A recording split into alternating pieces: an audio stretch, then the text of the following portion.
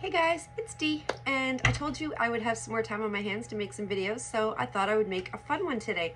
So a little bit of a surprise. You guys might not know about me. You know I'm a nurse, but I don't really talk about this much, and I don't know why I haven't, but I also have a lot of postgraduate education and experience in forensic and behavioral science. So I've actually worked with the police in a forensic nursing capacity. I've worked in other roles specifically with severe mental health and psychosis and individuals suffering from those issues in a behavioral science sort of capacity. And yeah, so I've got this skill and this knowledge and this education, and I've never really shared much of it. And a lot of it's really interesting and it's fun and I love it. It's like something that's a passion to me. And a friend of mine has told me for years, he's like, you got to make videos about this because people find it cool. It might be interesting. So I thought maybe I'll make a video about it, and I'll pick a topic and just get into it and see if you guys find it interesting. And if you do, leave me a comment, let me know. I'll make more. So today I thought I'd start with a fun one. This is going to be a video on how to know. I'm going to give you a bunch of scientifically proven methods and ways to know if you're about to get your ass whooped, pretty much. If a situation is about to turn from anger into aggression and physical aggression. So they're going to be based on, there's a number of ways to know, and then I'm going to finish off the video by giving you 6 or 7 ways that are also scientifically proven to de-escalate this and to avoid this conflict altogether, and to be able to stop it in its tracks and flip the script and be able to reverse this situation. And sometimes you can't, it doesn't always work, but in a lot of situations you'll find that if you catch on early enough, if you're looking for these behavioral cues and you see them, you can start integrating these other techniques into de-escalation, into reversing it before it gets out of hand and before it becomes a dangerous or aggressive physically aggressive situation. And when I mean physically aggressive, I mean either damage to objects, throwing of objects, or individual or injury or danger and aggression towards another person, another human being. So either one of those is physical aggression when I'm referring to it. So a lot of these are based on universal expressions. So universal expressions, there's I think 7 or 8 of them. There's joy, happiness, sadness, fear, anger, contempt. What else is there? There's a few of them. There's a bunch of them. But what's cool about universal expressions is that they're universal because they cross all languages. You don't need to speak someone's language to recognize these facial expressions. As soon as you see them, you know that that's how a person's feeling.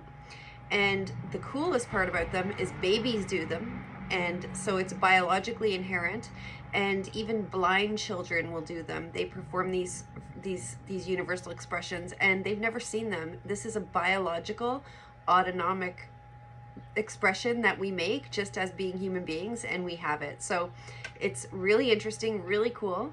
And a lot of these indicators that aggression is about to happen follow these universal expressions. So the very first one you're going to see, I like to start with changes to the eyebrows. Our eyebrows are our most expressive facial feature that we have. So things that can alter this is Botox. People who've had a lot of Botox or plastic surgery have limited mobility in their eyebrows, so that can change it. You have to keep that in mind. But if you see a furrowing and a lowering of the eyebrows, that is an indicator of aggression. That's an indicator of anger and aggression that's escalating. And if you see that, there's an indicator, there's a tip to know that like something is changing. Someone's getting angry, and they're getting angrier faster. So they're going to come together, they're going to get lower, they're going to be, you're going to see it, and this communicates a lot to you. This should be a good, strong indicator. Another one you're going to see is nostril flaring. And this is another biologically inherent thing that people do when aggression is coming, when they're preparing for aggression, and they don't even know they're doing it. And these are things that people can't fake. They can't fake it. They're not even aware they're doing it. So will it flare our nostrils to get more air? Because to be physically aggressive, you need a higher air intake. It's physically taxing. So people will do it without even noticing it. When you see nostrils starting to flare, you know their body and their mind is preparing to take in more oxygen because something physical is about to go down, right? So if you see that, there's a warning sign. So another one is tension in the jaw and lips. And I have some notes here so I don't leave anything out. I might still leave some stuff out because there's a lot and I don't want to bore you. But tension in the jaw and lips. You'll see the jaw clenching. Sometimes people grind their teeth, sometimes they don't. But you'll see lips pursing and piercing together. Sometimes they pucker, but usually times it's a thinning of the lips you're going to look for. A thinning of the lips and jaw clenching, sign of aggression. And along with that is a chin thrust. When they jut their chin forward, right? Jutting their chin forward, that's another big sign of physical aggression. And here's a big one. If you see someone jutting their chin forward to the degree that their bottom lip is protruding, that's like on its own, get space between you. Back away, put space between you. Don't let someone get between you and the door. When you see any of these things, you make sure no one's between you and the door, first of all, because you need to be able to make space between you because the space might be closing in really quick.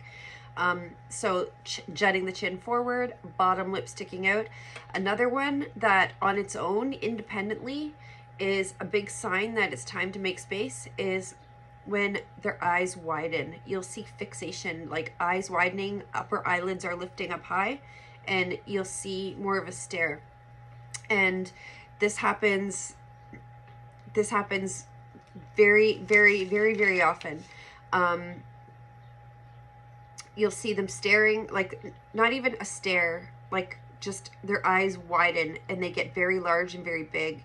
And that's a sign, that's another inherent biological sign of aggression, because you're opening your eyes wider so you can intake more stimuli. You can see more of everything that's going on around you. And people do this inherently without even noticing it, so they can see more of any threats coming their way, what's going to happen. They're preparing for aggression, okay? The other thing is blink rate. Normal people blink between, I think it's 16 to 20 blinks per minute. If you see a blink rate slow down significantly, it's because they're taking in more stimuli. It's more like the eyes wide open. They are blinking less because they want to see more. They want to see what's going on. It's a good sign of anger. It's a good sign of aggression. Sometimes the blink rate will go up, like in a flurry, but most times I believe from my experience and what I've seen, you see it go down.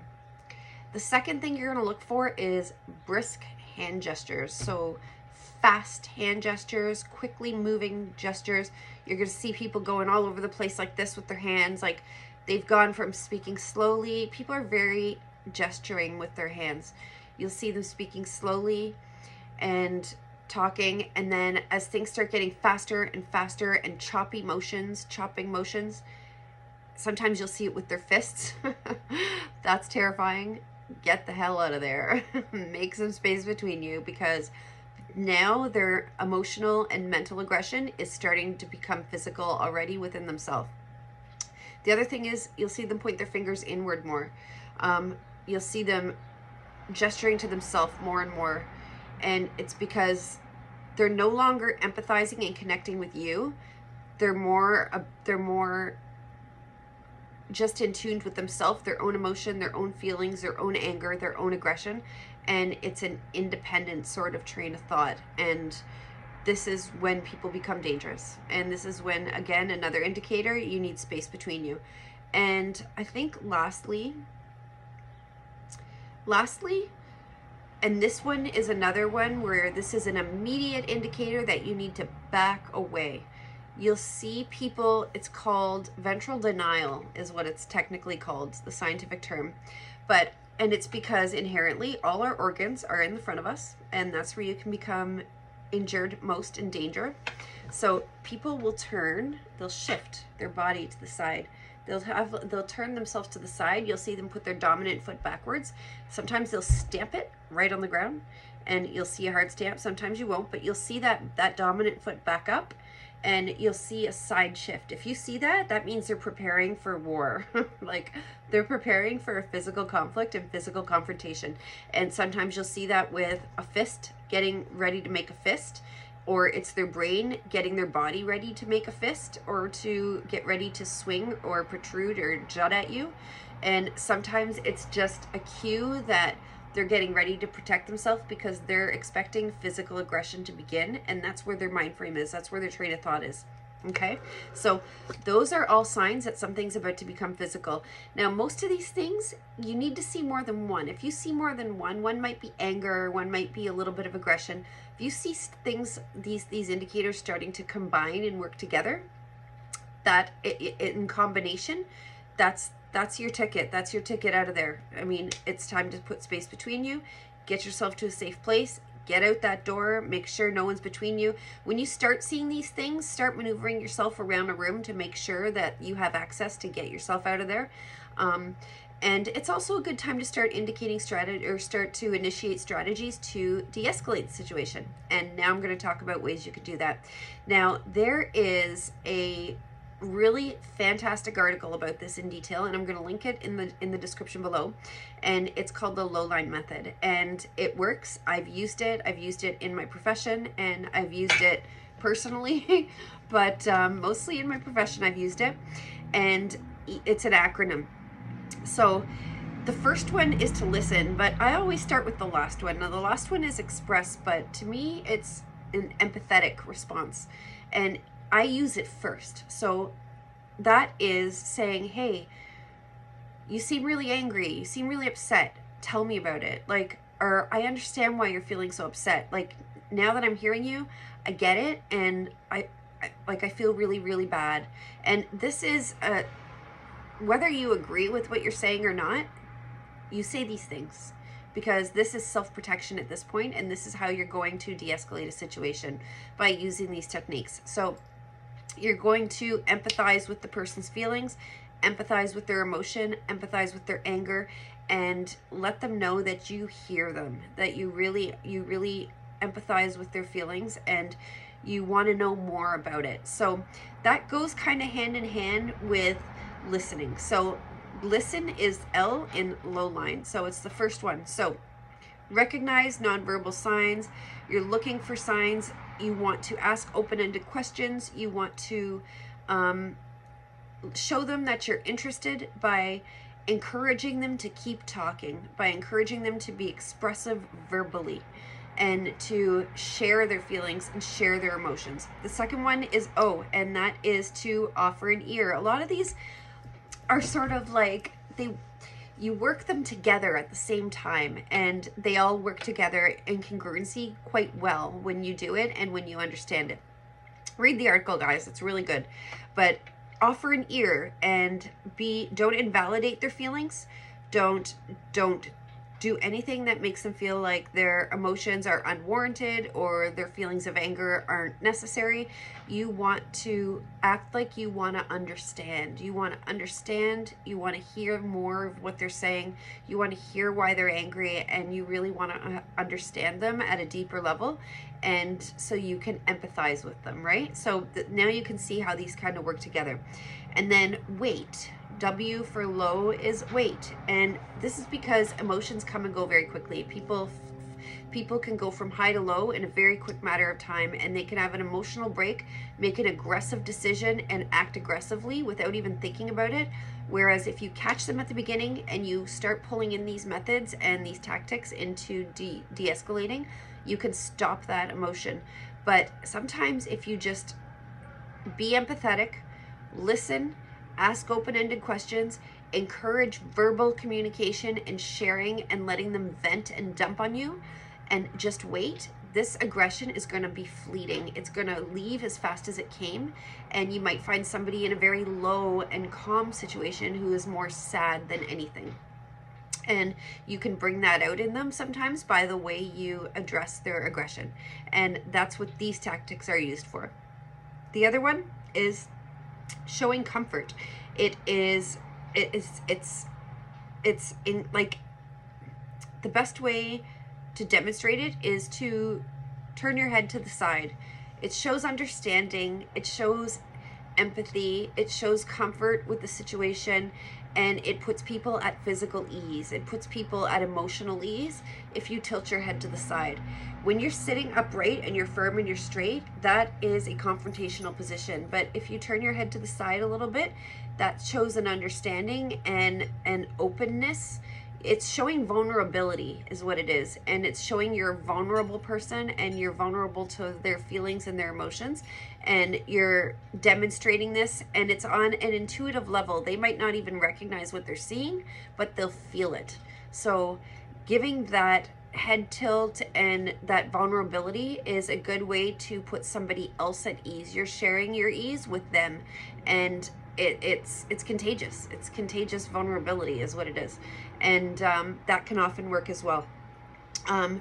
L for, I jumped ahead, that's I. L is for look, pay attention to them. Don't stare them down, for God's sake. Don't stare them down, but pay attention. Keep the eye contact ongoing, up and down. Make sure you're not like checking your phone or like checking the time. Like, be in the present, be mindful of the situation, be present with them and in their feelings and in their emotion at the time, and really let them know that you're paying attention to them fully with you're listening, you're feeling with your head tilt, you're looking at them, you're making eye contact frequently, and you're just really, really present with them in their emotion and their anger and how they're feeling at the time.